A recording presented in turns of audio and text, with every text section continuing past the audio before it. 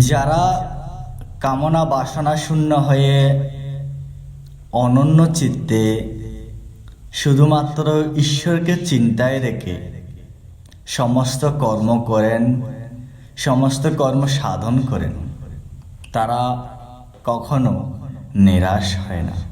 ঈশ্বর কখনো তাদেরকে নিরাশ করে না। তাদের সমস্ত অভাব ঈশ্বর স্বয়ং পূরণ করেন। এমনকি তাদের সেই অভাব পূর্ণ হওয়া, তাদের সেই লভ্য বস্তু ঈশ্বর স্বয়ং নিজেই সংরক্ষণ করেন।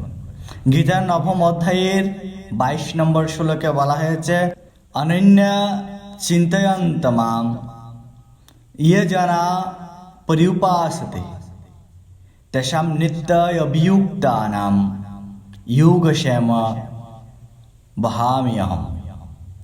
হ্যাঁ সনাতনী সন্তান, যে বা যারা অনন্য চিত্তে আমার চিন্তায় মগ্ন হয়ে আমার উপাসনা করেন, আমি তাদের সমস্ত অভাব পূরণ করি এবং আমি তাদের সেই লভ্য বস্তু স্বয়ং নিজেই সংরক্ষণ করি।